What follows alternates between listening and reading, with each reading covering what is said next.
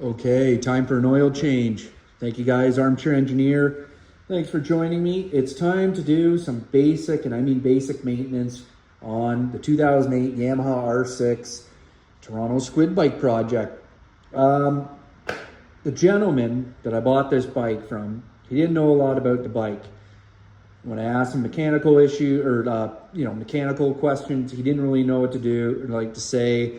In fact, he said he was pretty nervous to even touch anything on this bike, but he did swear that he changed the oil on this bike diligently. Now this bike, the engine oil and the transmission oil are one and the same, which is actually kind of cool. So he and many people swear by Motul 300V 10W40 synthetic. 10W40. Now, I'm gonna go with Yamaha. I'm not saying anything's wrong with Motul, but I'll tell you two reasons why. I'm a big firm believer, especially when it comes to oil, that when these bikes were designed, the R&D that went into it, the engineering, this is the oil that they were using. And that is why they specifically say to use this oil. It's a firm belief I have with my snowmobiles, my skidoos. I always run the XPS. Just from the research from it, it's like, listen, when we build these things, this is what we're using. So, you know, I don't think anybody will exceed the OEM, at least in the form of oil. So I'm going to go with the Yamaha. And the second best part is this oil, a 4-liter jug, and this oil filter here. I'll give you guys a look at it there. They were like about $72 for both of them. A 4-liter jug of 300V Motul 10W40 ran like over $100. I think it was like $105 after tax. So I kind of thought, well, this is definitely a no-brainer. Okay, so the other thing I have working finally for me is that in order to do an oil change here, the plastics that are lying over here until they're ready to go back on, you have to at least expose, you have to get down to the bottom here, and you have to be able to take off the fasteners so that you can drop the lower part down to access the drain plug. And the drain plug is right here. So what we're gonna do is we're gonna drain this oil here. We've got our oil filter here. We've got to get this thing out of the way. This is our shift linkage, but we have to keep in mind basically the indexing of it. And you can see there's somebody who's already done it, has already done a little line marked up with this hole here so that you don't change any of the shifting, like you don't change basically your foot throw here unless you want to, but there you go. So somebody has went ahead there and indexed that, which is great. So let's drain this oil. But before we do that, now that we have the exhaust on, I'm still waiting for the parts here, you know, the hanger parts that are missing because they were obviously thrown away because it was like whoever owned this bike before figured, well, we'll never need these again because they went with an aftermarket exhaust, if you can even call it that. So, but now that I've got this on, it's secure enough being held there. I can start the bike and I can warm up the engine oil. And that's kind of what you want to do. You want to warm up the engine oil so it's nice and thinned out a bit, and that it'll drain, and you'll get as much contaminants out as possible. So I'm going to get a drain pan here. We're going to fire this up, and we're going to go ahead. Okay, the other cool thing is now that we've got the exhaust installed, we can see how well this bike's going to start compared to the ratty ass exhaust that was on it before. Especially the exhaust seals, they're all old and crusty, and you have the snapped off studs. So this thing definitely leaked. If you haven't watched the other videos, go back and have a look. And yeah, it wouldn't start the greatest here. So anyways, we're gonna go ahead here and we're gonna fire this up and warm the engine oil up and see how well it starts. Well, that was pretty quick and easy.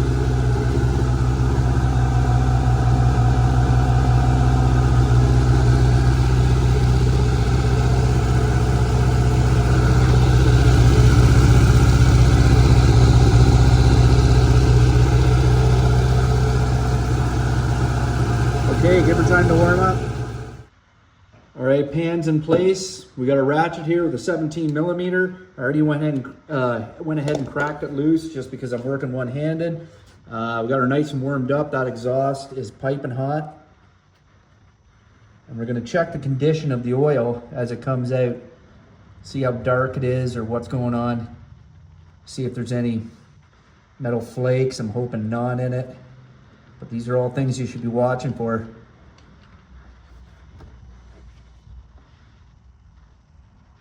Anyways, I'm not gonna lie to you, it's a little dark, but I mean, if it's doing its job and it was run to its correct interval, that's kind of what you're going for.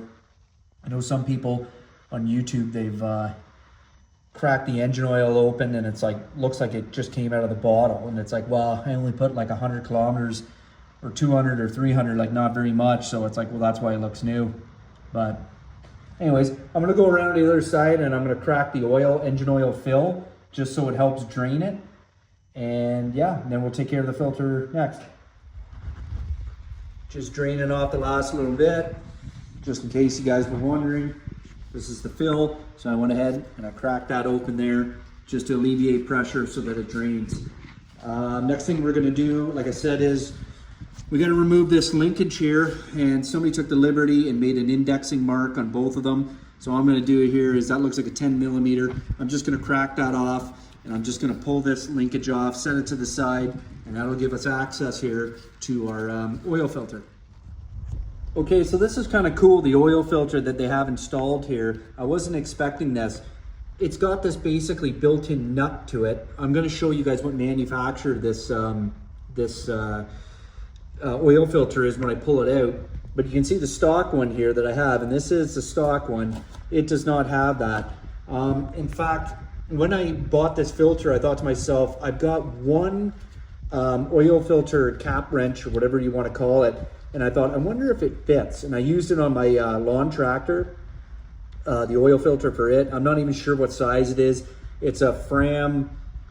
Now this is a Fram tool. I never used a Fram oil filter because if you know, you know, they're shit. So I never used that, but I pulled it out. I checked it on this and it fit perfect. So I thought, oh, that's great. I got, you know, I've got the right tool for it, because I've seen guys, if they don't have this and they don't have this, they use like a set of vice grips here and it's pretty tight, and you know, you got to be careful because you could crush it and then do more damage. But anyways, just wanted to show you guys that this is one alternative and this is a better one. Now this uses the same 17 millimeter socket that our drain plug used, so that's kind of pretty convenient. Anyways, I'm gonna pop this out, and then what we're gonna do is we're gonna pop this plastic off, and we're gonna take a little bit of oil and we're just gonna smear it on the seal there to lube it up, and then we'll make sure that the old seal isn't stuck to the actual, you know, the engine housing, because if you put two double seals on, it'll leak, and yeah, it's not good. Okay, this is a K&N. I didn't see it stamped there on the filter, but yeah, and I forgot the K&Ns actually did have that. Now I'm kind of wishing I bought a K&N filter, but anyways, we'll remember that for next time, next season.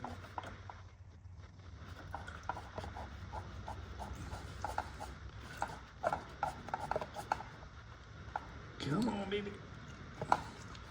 Just catching here on this. There we go. Put it down here to drain. Let that drain off. I'll clean the excess oil. You can see there the seal did not stick. And then you always want to confirm here that the seal is there. Wipe off any excess because everything's dark, just to make sure. Oop. All right. Okay, I got my filter installed here. The actual seal, at least the Yamaha OEM ones, actually come lubed already.